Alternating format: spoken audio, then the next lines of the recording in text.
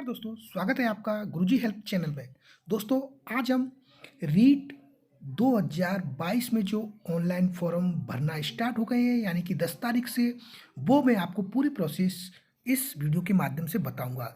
क्योंकि लेवल 1 और लेवल 2 में आपको किस प्रकार फॉर्म भरना है, स्टेप बाय स्टेप मैं आपको बताऊंगा। आप इसमें बिल्कुल भी गलती ना करें, क्योंकि एक बार गलती कर दी तो आपका द्वारा इसमें संशोधन करने का कोई मौका नहीं मिलता है। तो दोस्तों, चलिए वीडियो शुरू करते हैं। सबसे पहले अपन गूगल पर जाते हैं और गूगल पे टाइप करते हैं एसएसओ आईडी टाइप करते ही हमारे सामने ये जो आपको स्क्रीन पर दिख रहा है, राजस्थान सिंगल साइन ऑन 93, इस पर हमें क्लिक करना है। इस पर सबसे पहले हमें एक आईडी बनानी है। अगर आप पहली बार आवेदन कर रहे हैं तो सबसे पहले हमें राजस्थान सिंगल साइन ऑन यानी कि एसएसओ आईडी बनानी पड़ेगी। उस एसएसओ आईडी बनाने के बाद ही आप उस पर लॉगिन करोगे, तभी आपका फॉर्म रीट लेवल 1 या लेवल 2 के लिए आप फॉर्म भर सकते हैं। तो मैंने इस पे आईडी बना ली है। मैं आपको सीधा साइन इन करके बताता हूँ। अगर आपने आईडी नहीं बनाई है, आईडी कैसे बनती है, तो आप इसके लिए मैंने एक वीडियो डाल दूंगा, उसको आप देख सकते हैं। तो सबसे पहले हमें इस पर क्लिक करना है, सिंगल साइन इन पर।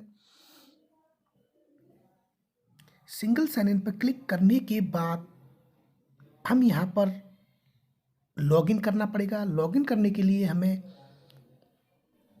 अपनी आईडी डालनी पड़ेगी। आईडी और पासवर्ड हमको डालने पड़ेंगे। यहाँ मैंने अपनी लॉगिन आईडी और पासवर्ड डाल दिया है। अगर आपके पास एसएसओ आईडी नहीं है तो ये रजिस्ट्रेशन वाला जो ऑप्शन है, इस पर आप क्लिक करके अपनी एसएसओ आईडी बना सकते हैं। तो मैंने यहाँ पर लॉगिन और आईडी अपनी डाल दी है और ये कैप्चा डाल दिया है और लॉगिन पर क्लिक कर दिया। जैसे ही मैं लॉगिन पर क्लिक करता हूँ तो हमारे सामने एक विंडो ओपन होती है।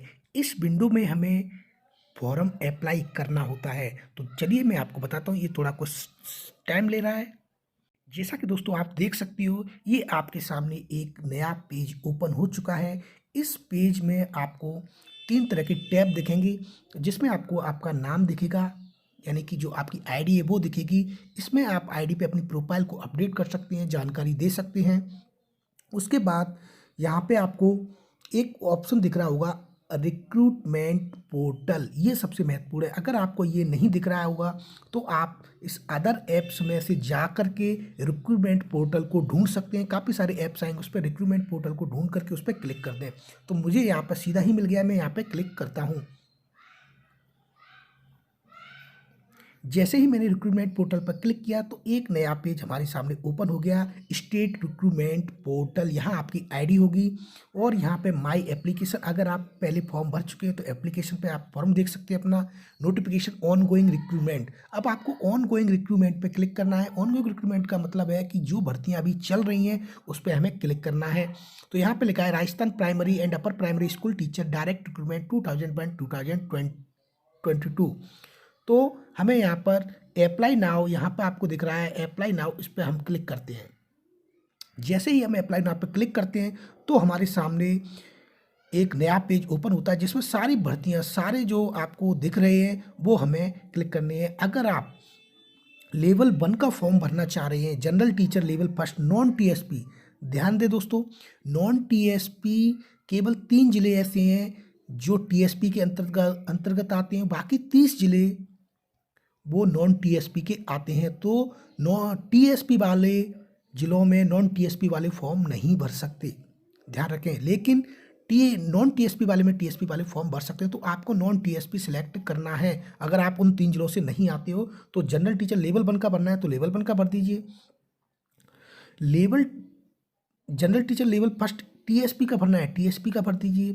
जनरल टीचर लेवल सेकंड का भरना है, इंग्लिश के लिए तो अलग अलग है, जिस सब्जेक्ट से आप हो वो आप भर सकते हो। TSP general teacher level second Hindi, non TSP general teacher level second Hindi, TSP यानी कि जो नॉन टीएसपी के दिए हैं और टीएसपी के दिए हैं। तो मैं आपको लेवल फर्स्ट के यानी कि जनरल टीचर लेवल फर्स्ट की मैं आपको करके बताता हूँ। तो चलिए दोस्तों, हम general teacher level first non TSP पर क्लिक करते हैं। जैसे ही मैं इस पर क्लिक करता हूं तो एक नया पेज ओपन होता है। इसमें हमें सारी जानकारी देनी है। सबसे पहले हमको बेसिक डिटेल देनी है। उसके बाद पर्सनल डिटेल, उसके बाद क्वालिफिकेशन एंड एक्सपीरियंस, उसके बाद आइडेंटिफिकेशन एंड इंक्लोजर, उसके बाद प्रेफरेंस यानी कि ज़िले आप किस क्रम में सिलेक्ट करती हैं वो देनी है आपको। तो ये आपको सारी जानकारी भरनी है। सबसे पहले अपन भरेंगे इसमें आवेदक का नाम, यानी कि जो आपका टेंथ की मार्कशीट में यानी कि सेकेंडरी की मार्कशीट में जो आपका नाम है वही आप इसमें भरें, आवेदक का नाम। उसके बाद लिंग भर दें इसमें। उसके बाद पिता का नाम भर दें, जो है माता का नाम भर दें, जन्म तिथि, डेट ऑफ बर्थ। उसके बाद एज आपको भरनी है। उसके बाद आपको कैटेगरी भरनी है, यानी ओबीसी से हो तो ओबीसी से, जनरल थे जनरल थे, एमबीसी जो भी आपकी कैटेगरी लगती है वो भरनी है। क्या आप आर्थिक रूप से कमजोर वर्ग से हैं, यानी अगर आप जनरल भरते हैं और आर्थिक रूप से ईडब्ल्यूएस का सर्टिफिकेट है तो आप उस पर क्लिक कर सकते हैं। उसके बाद विशेष दिव्यांगजन श्रेणी, यानी कि अगर आप स्पेशल एबिलिटी कैटेगरी में यानी कि हैंडीकैप्ड हो तो उस पर क्लिक कर सकते हैं। उसके बाद धर्म आपका कौन सा है, सिख, मुस्लिम, हिंदू जो भी है, हिंदू धर्म है वो भर दें। वैवाहिक स्थिति भर दें, मैरिटल स्टेट, मैरिड हो तो मैरिड, अनमैरिड हो तो अनमैरिड। उसके बाद जीवन साथी, अगर मैरिड कर दिया आपने तो जीवन साथी का नाम भरना पड़ेगा। और इसमें पूछा है क्या आपके एक से अधिक जीवन पत्नी है तो नो भर दें, अगर है तो है कर दें। क्या आपका विवाह ऐसे व्यक्ति जिससे पहले जीवन पत्नी है तो इस पर क्लिक कर सकते हैं। और क्या आपने शादी में दहेज स्वीकार किया है, इस पर आपको नो भरना है एनी हाउ कंडीशन में। उसके बाद अगर आपका विवाह हो गया है तो आपको मैरिज नंबर भरना पड़ेगा, यहाँ पे विवाह पंजीयन नंबर भरना पड़ेगा। उसके बाद बालक अगर आपके यहाँ कोई बच्चा है तो वो भरना है आपको। उसके बाद आप राजस्थान से प्रवासित होकर के कहीं और पहुंच गए हैं तो वो भरना है। उसके बाद मोबाइल नंबर आपको मेंशन करना है। उसके बाद ईमेल आईडी, उसके बाद आधार नंबर, उसके बाद जन आधार आईडी। जो राजस्थान के निवासी हैं वो जन आधार आईडी जरूर भरें, जो राजस्थान के बाहर के हैं वो जन आधार आईडी उनको भरना कोई ज़रूरी नहीं है। उसके बाद आप किसके लिए अप्लाई कर रहे हो, सबसे पहले अप्लाई फॉर आवेदन। तो अप्लाई फॉर आवेदन आप किसके लिए कर रहे हो, अगर आप राजस्थान के अनुसूचित क्षेत्र से संबंधित है यानी कि टीएसपी से क्षेत्र से संबंधित है तो यस करें, नहीं है तो नो करें। नो करोगे जैसे ही तो आपके लिए ये आ जाएगा, नो लिख के आ जाएगा। उसके बाद आपको एड्रेस भरना है, पत्राचार का पता भरना है, यानी कि एड्रेस फर्स्ट, एड्रेस टू, ये आपको भरने। उसके बाद राज्य चुनना है, अगर आप राजस्थान से हो राजस्थान भर दें, अदर स्टेट से हो तो अदर स्टेट भर सकते हैं। उसके बाद जिला, उसके बाद शहर गांव, उसके बाद पिन कोड और फ़ोन नंबर। ऐसे परमानेंट एड्रेस और स्थायी एड्रेस यानी कि वर्तमान एड्रेस आपका एक ही है तो उस पर क्लिक कर दें। उसके बाद आप नेक्स्ट बटन पर क्लिक, ये मैंने सारी जानकारी इसमें फिलअप कर दी है। अभी तक का नाम, जेंडर आप देख सकते हो, मैंने आपको एक एक करके बता दिया है। सारी जानकारी आप फिल करने के बाद और यहाँ पर अगर जीवित बालकों की संख्या इसमें 00 भर दें, मोबाइल नंबर डाल दें, आधार कार्ड डाल दें, आईडी डाल दें अपनी और एड्रेस डाल दें बिल्कुल एग्जैक्ट। उसके बाद नेक्स्ट पर क्लिक कर दें। अब जैसे ही हम नेक्स्ट पे क्लिक करते हैं तो पर्सनल डिटेल मांगी जाती है। पर्सनल डिटेल हमें देनी है, जैसे कि सबसे पहले राष्ट्रीयता इंडियन भर देंगे, होम स्टेट भर देंगे, होम जिला भर देंगे, गृह जिला, गृह ब्लॉक भर देंगे, तहसील भर देंगे, विलेज भर देंगे। उसके बाद settled in India from other country, अगर ऐसा है तो यस, नहीं तो नो भर देंगे, किस देश से हैं वो। उसके बाद स्पेशल कैटेगरी की बात करें तो क्या आप भूतपूर्व सैनिक हैं तो नहीं भर देंगे। क्या आप उत्कृष्ट खिलाड़ी हैं, अगर हैं तो यस, नहीं तो नो। उसके बाद क्या आप एनसीसी कैडेट प्रशिक्षक हैं तो यस, नहीं तो नो। क्या आप भूतपूर्व कैदी हैं, नो। उसके बाद क्या आप मौजूदा राज्य सरकार के कर्मचारी हैं, अगर कोई राज्य सरकार का कर्मचारी है तो वो यस भरेगा, नहीं तो नो। अगर वो यस करता है तो उसमें किस डिपार्टमेंट में है, वो किस पद पर है, वो सारी जानकारी, कब उसकी ज्वाइनिंग हुई थी, एनओसी ली है, एनओसी नंबर, एनओसी डेट, सब इसमें आपको फिलअप करना पड़ेगा। उसके बाद क्या आपके परिवार की वार्षिक आय 2.5 लाख से कम है तो आप यस भर दें, अगर है नहीं है तो नो भर दें। उसके बाद है अतिरिक्त श्रेणी। अतिरिक्त श्रेणी अगर कोई है तो इसमें आप उसको टिक कर दें, अदरवाइज इसको खाली छोड़ दें। उसके बाद बात करते हैं कैरेक्टर वेरिफिकेशन यानी चरित्र सत्यापन की। आपराधिक रिकॉर्ड नहीं है तो नो भर दें। और ये सब भरने के बाद हम नेक्स्ट पर क्लिक कर देते हैं। जैसे ही हम नेक्स्ट पे क्लिक करते हैं तो हमारा जो थर्ड नंबर है क्वालिफिकेशन एंड एक्सपीरियंस, या हम अपनी क्वालिफिकेशन और एक्सपीरियंस को जो डेटा है वो फिलअप करेंगे। तो सबसे पहले इस बॉक्स पे क्लिक कर दें। इस बॉक्स पे क्लिक करने के बाद सबसे पहला जो आपका जो बॉक्स ओपन होगा उस पे आएगा सेकेंडरी यानी कि 10th क्लास। विषय समूह कौन कौन से, जैसे कि हिंदी इंग्लिश वगैरह इसमें भर देंगे। उसके बाद कौन से विश्वविद्यालय से आपने किया है, बोर्ड का नाम भरेंगे। बोर्ड ऑफ अजमेर से किया है तो अजमेर भर देंगे, अगर कहीं अदर से किया है तो अदर भर देंगे। रोल नंबर भर देंगे, इसमें रिजल्ट भर देंगे, उसमें कौन से साल में आपने पास आउट किया है वो भरना है। कितने महीने की होती है तो इसमें 12 महीने की होती है डेफिनेटली। कुल अंक कितने हैं, कुल अंक कितने हैं यानी कि 500 का पूर्णांक या 600 का पूर्णांक है वो भर देंगे इसमें। उसके बाद कितने आपने प्राप्त किए वो भरने हैं, उसके बाद कितना परसेंट बना वो भरना है। उसके बाद प्रवेश तिथि क्या है। तो दोस्तों प्रवेश तिथि के बारे में आपको उस विद्यालय से पता करना होगा, लेकिन इसको भरना जरूरी नहीं है, इसमें आप नॉट अवेलेबल भर सकते हैं। उसके बाद है पासिंग तिथि क्या है, तो यानी कि जिस दिन आपका रिजल्ट निकला है 10th की मार्कशीट का वो डेट उस पर पड़ी होगी, उसको आप डाल सकते हैं। इसी प्रकार आपको 12th का भरना है यानी सीनियर सेकेंडरी का भरना है। विषय समूह क्या है, फिजिक्स केमिस्ट्री मैथ से हो तो PCM भर दें, अगर आर्ट से हो तो आर्ट भर दें, बायोलॉजी से हो तो फिजिक्स केमिस्ट्री बायोलॉजी भर दें। इस प्रकार आप भर दें इसमें। और उसके बाद है बोर्ड का नाम क्या है, यानी कि जो 10th का बोर्ड होगा वो डेफिनेटली 12th का बोर्ड होगा, आपका दूसरा भी हो सकता है। उसका रोल नंबर डाल दें, रिजल्ट, पासिंग ईयर, किस साल आप पास हुए हो। उसके बाद कितने महीने का, 12 महीने आ जाएगा इसमें। कुल अंक कितने हैं और कितने आपने प्राप्त किए प्रिपेयर, और वही सारी जानकारी फिर भर देंगे। उसके बाद बात करते हैं अपन ग्रेजुएशन की। तो ग्रेजुएशन की बातचीत करेंगे तो ग्रेजुएशन की लिए आपको, अगर आपने ग्रेजुएशन किया है तो आप ग्रेजुएशन भर सकते हैं, अदरवाइज लेवल 1 का आप फॉर्म भर रहे हैं। अगर आपके पास ग्रेजुएशन नहीं है तो उसको बिल्कुल भी भरने की ज़रूरत नहीं है। ये दोनों भरने के बाद आप सीधे आगे बढ़ जाइए। उसके बाद है इसमें रीट का जो आपने फॉर्म भरा है उसमें आपको विषय समूह भरना पड़ेगा। लेवल 1 के हैं तो कोई विषय नहीं आएगा। उसके बाद बोर्ड का नाम आ जाएगा, अजमेर बोर्ड कराता है इसको। अनुक्रमांक आ जाएगा, रिजल्ट आ जाएगा, उत्तीर्ण, पासिंग होने का वर्ष इसी साल आ जाएगा 2021 आएगा। 21 में रिजल्ट निकला है। अवधि कितनी थी, तो 1 साल की अवधि है डेफिनेटली।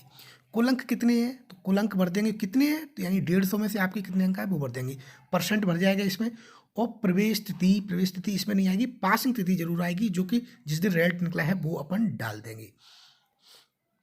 इसके बाद इसको डालने के बाद अगला जो पॉइंट है वो है, क्या किसी भी बोर्ड लोक सेवा आयोग ने अनुचित साधन के इस्तेमाल के लिए आपको प्रतियोगी से बाहर किया है, तो आप इस पर नो कर देंगे। आपको किसी बाहर नहीं किया, अगर किया है तो यस भरेंगे, फिर आपको सारी जानकारी इसमें भरनी पड़ेगी। उसके बाद बात करते हैं अपन मीडियम की, माध्यम की। तो आप आवेदक ने स्नातक की पढ़ाई किस माध्यम से की, अगर आपने स्नातक भरा है तो इसमें किस माध्यम से की है, तो वो माध्यम सेलेक्ट कर लेंगे आप, हिंदी या इंग्लिश जो भी होगा।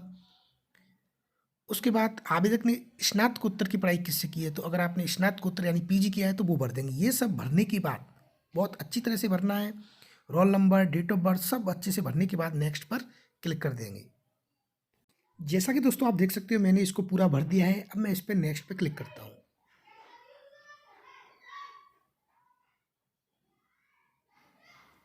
यहाँ पर दोस्तों ये आगे नहीं बढ़ रहा है क्योंकि इसमें आपको एडमिशन प्रवेश तिथि मांगी है, यानी कि आपने एडमिशन 10th में प्रवेश कब लिया है और पास आउट कब हुए हैं। उसी प्रकार सीनियर में प्रवेश कब लिया है, पास आउट कब हुए हैं। उसी प्रकार प्रत्येक विषय में, प्रत्येक डिग्री जो आपने की है 10th 12th उसमें सब में आपको भरना पड़ेगा। तो मैं आपको भर के बताता हूँ। तो दोस्तों मैंने यहाँ पर पासिंग तिथि डाल दी है जो आपकी है वो। अगर एक ऑर्डर और निकलने वाला है, आज या शाम तक निकल जाएगा कि इसमें पासिंग तिथि भरनी जरूरी नहीं है, वो अभी अपडेट नहीं हुआ है, शायद हो सकता है, तो उसका आप इंतजार करें। जब तक मैंने इसमें भर दिया और नेक्स्ट पे क्लिक कर दिया।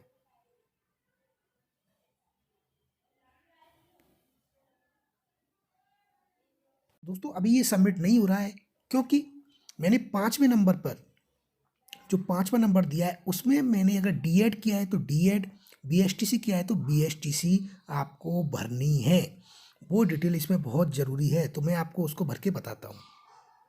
तो दोस्तों जैसा कि मैंने आपको बता दिया कि मैंने पूरी जानकारी इसमें भर दी, यानी कि डी एड वाली या बी एस टी से भी डी एल एड की है तो डी एल एड 2 साल का कोर्स होता है, 24 महीने का होता है। इसमें रोल नंबर इत्यादि मार्क्स वगैरह सब डाल दिए।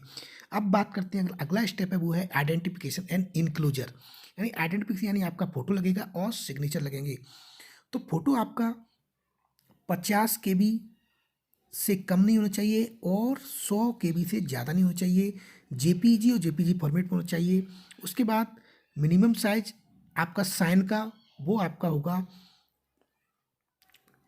20 KB मिनिमम और मैक्सिमम 50 KB, ये आपको सिलेक्ट करने। और इसमें जो आपका बॉडी मार्क है, कोई चिन्ह हो आपकी बॉडी पे, वो आपको फिलअप करना है। तो दोस्तों जैसा कि आप देख सकते हो मैंने फ़ोटो अपलोड कर दिया है और सिग्नेचर अपलोड कर दिए हैं। अब मैं बॉडी मार्क यानी बॉडी मार्क इसमें भर दूंगा कट ऑन चिन।